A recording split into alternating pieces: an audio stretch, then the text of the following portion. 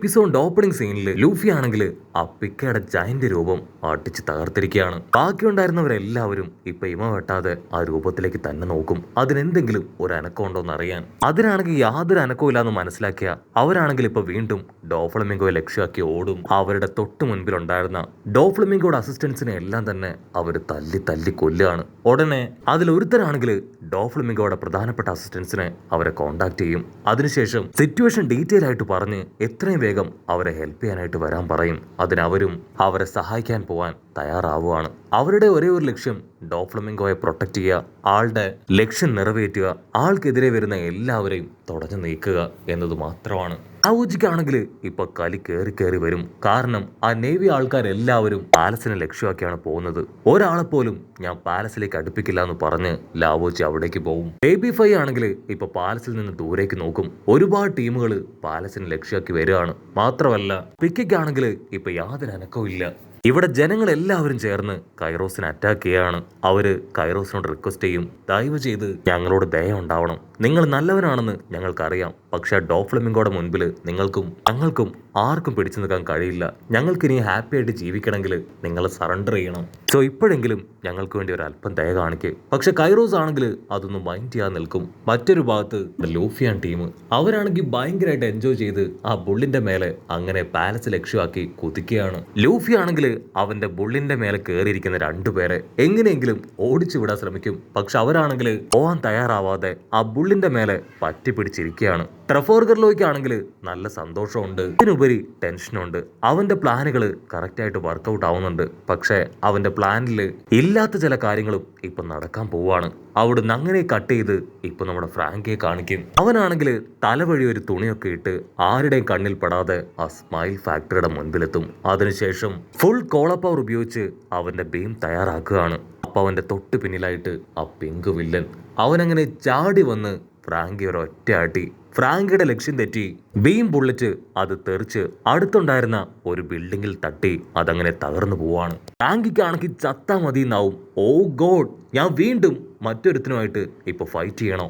ഞാൻ എന്താ ചെയ്യുക? എൻ്റെ പവർ ഇല്ല എന്ന് പറഞ്ഞ് ഫ്രാങ്കി ആണെങ്കിൽ ഇപ്പൊ ആകെ വണ്ടടിച്ച് നിൽക്കും. ഇവിടെ കൈറോസ് ആണെങ്കിൽ ഇപ്പൊ ജനങ്ങളുടെ നേർക്ക് വരും. എനിക്കറിയാം നിങ്ങളുടെ നിസ്സഹായത കൊണ്ട് മാത്രമാണ് നിങ്ങൾ ഇങ്ങനെയൊക്കെ ചെയ്യുന്നതെന്നും പറയുന്നതെന്നും, പക്ഷേ എനിക്ക് ഇനിയും ഒരു മണ്ടത്തരം കാണിക്കാൻ പറ്റില്ല എന്ന് പറഞ്ഞ് അവൻ അവരുമായിട്ട് ഫൈറ്റ് ചെയ്യാതെ ജനങ്ങളുടെ മുകളിലൂടെ എടുത്തു ചാടി എന്തോ ഒരു ലക്ഷ്യം മനസ്സിൽ ഉറപ്പിച്ച് മുൻപോട്ടേക്ക് കുതിച്ചു പായും. കട്ട് ചെയ്ത ആ ബുള്ളിന്റെ മേലെയുള്ള രണ്ടുപേര് അവരാണെങ്കിൽ ഇപ്പൊ സോറോയുടെയും പിക്കയുടെയും ഫൈറ്റ് കാണും.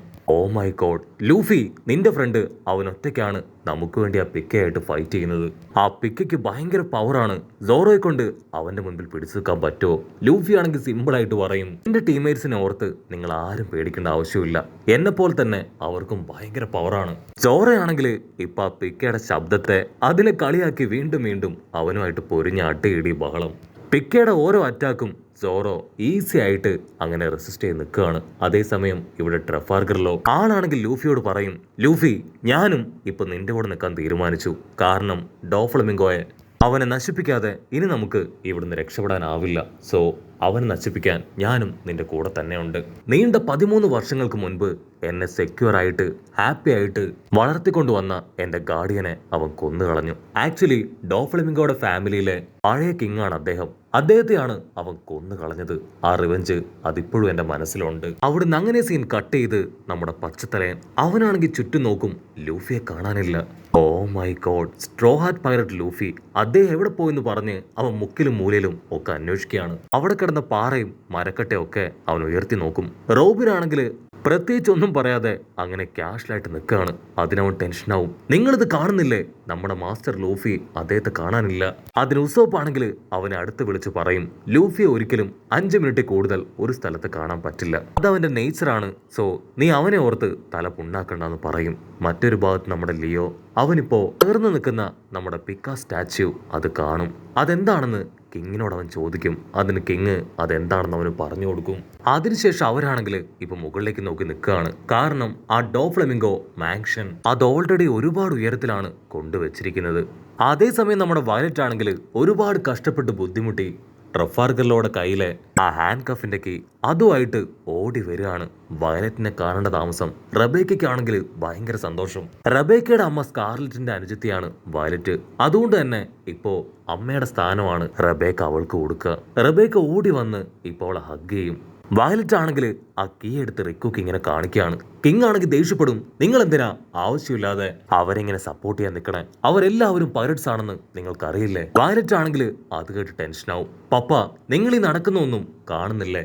ആ ഡോഫ്ലമിംഗോ അവനാണ് ഇത്രയും പ്രശ്നം ഉണ്ടാക്കിയത്. ഇപ്പൊ അവനിൽ നിന്ന് നമ്മളെ മോചിപ്പിച്ചതെല്ലാം തന്നെ സ്ട്രോ ഹാറ്റ് ലൂഫിയും അവന്റെ ടീമുമാണ്. എനിക്ക് അവരോട് തീർത്താൽ തീരാത്ത കടപ്പാടുണ്ട്, സ്നേഹമുണ്ട്. എന്നെ കൊണ്ട് പറ്റും പോലെ ഞാൻ അവരെ സഹായിക്കും. അതിന് റബേക്കയും ഇപ്പൊ വയലറ്റിനെ സപ്പോർട്ട് ചെയ്യും. അതെ, അവർ നല്ലവർ തന്നെയാണ്. ഡോഫ്ലമിംഗോ വർഷങ്ങളായിട്ട് നമ്മളെ ഒരുപാട് ഉപദ്രവിച്ചു. വേൾഡ് ഗവൺമെന്റ് പോലും നമുക്ക് നേരെ കണ്ണു തുറന്നില്ല. എന്റെ പപ്പയടക്കം ഒരുപാട് പേരെ അവൻ ടോയ്സ് ആക്കി മാറ്റി അവന് വേണ്ടി കഷ്ടപ്പെടുത്തി ജോലി ചെയ്യിപ്പിച്ചു. അവന് നേരെ തിരിഞ്ഞവരെ എല്ലാം നിർദാക്ഷിണ്യം അവൻ കൊന്നു തള്ളി.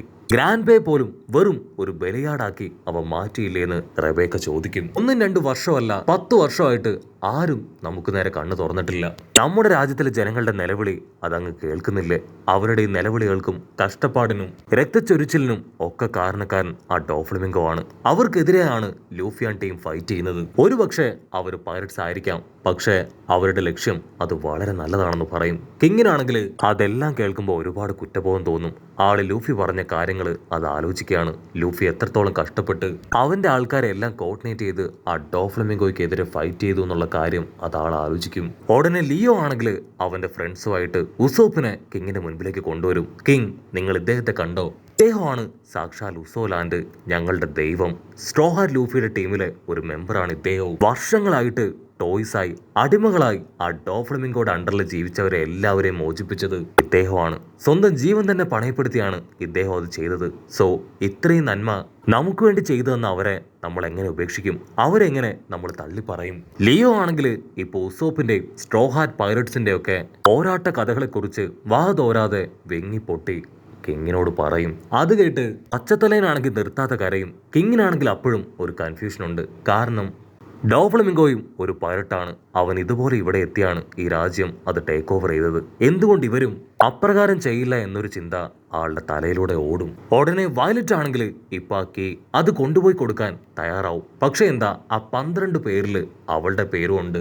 ലിയോ ആണെങ്കിൽ അവളുടെ അടുത്തേക്ക് വരും. നിന്റെ കൂടെ ഞാനും അവിടേക്ക് വരാം. എന്തെങ്കിലും പ്രശ്നം ഉണ്ടെങ്കിൽ നമുക്ക് ഒരുമിച്ച് ഫേസ് ചെയ്യാം.